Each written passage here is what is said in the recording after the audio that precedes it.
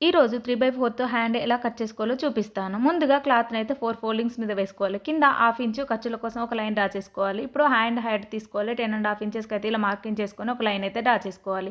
Hand down కోసం అయితే 3:15కి అయితే ఒక మార్కింగ్ చేసుకోవాలి. ఇలా లైన్ అయితే డ్రా చేసుకోవాలి. డ్రా చేసుకున్న తర్వాత ఇప్పుడు టేపును షోల్డర్ దగ్గర నుండి కింది లైన్‌కు క్రాస్‌గా ఇలా పెట్టుకొని 7:30 వరకు అయితే ఒక మార్కింగ్ చేసుకోవాలి. ఇలా మార్కింగ్ చేసుకున్న తర్వాత ఇప్పుడు హ్యాండ్ లూజ్ తీసుకోవాలి. ఇది బ్లౌజ్ నుండి తీసుకుంటున్నాను. ఈ 2 మార్కింగ్‌లను కలుపుతూ ఒక లైన్ అయితే డ్రా చేసుకోవాలి. ఖర్చుల కోసం 2 ఇంచెస్‌కి అయితే ఒక మార్కింగ్ చేసుకొని ఈ లైన్‌లను కూడా డ్రా చేసుకోవాలి. డ్రా చేసిన తర్వాత ఇప్పుడు టేపును రెండో లైన్ మీద పెట్టుకొని ఇలా సగానికి ఫోల్డింగ్ చేసుకొని ఒక మార్కింగ్ చేసుకోవాలి. టేపును మళ్ళీ అడ్డుగా పెట్టుకొని ఇలా ఫోల్డింగ్ చేసుకొని మరొక మార్కింగ్ చేసుకోవాలి. ఇలా మార్కింగ్ చేసుకున్న తర్వాత ఇప్పుడు కర్వ్ స్కేల్‌తోని కర్వ్ అయితే తీసుకోవాలి. ఫస్ట్ తీసేదైతే బ్యాక్ సైడ్ వచ్చే కర్వ్ అండి.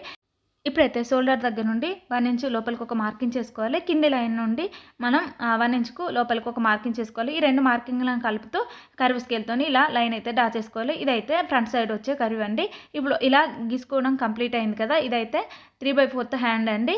ఇప్పుడైతే మనం రాసిఫ్ హ్యాండ్ ఎలా పెట్టుకోవాలో చూద్దాం. పైకి 1.5 ఇంచెస్‌కి అయితే ఒక మార్కింగ్ చేసుకోవాలి. ఇలా అడ్డుగా కూడా 1.5 ఇంచెస్‌కి ఒక మార్కింగ్ చేసుకున్న తర్వాత ఈ మార్కింగ్‌లను కలుపుతూ ఇలా ఒక బాక్స్ అయితే రెడీ అవుతుంది. ఈ బాక్స్ నుండి మనమైతే ఇలా క్రాస్‌గా గీసుకుంటే సరిపోతుందండి. ఇదైతే రాసిఫ్ హ్యాండ్స్ అండి. ఇలా గీసిన తర్వాత కట్ చేసుకుంటే సరిపోతుంది. ఇంతటితో ఈ వీడియో కంప్లీట్ అయింది. మీకు నా వీడియో నచ్చిందని అనుకుంటున్నాను. మీకు నా వీడియో నచ్చినట్లయితే లైక్ చేయండి, సబ్స్క్రైబ్ చేయండి, నా ఛానల్ సపోర్ట్ చేయండి. Bye friends.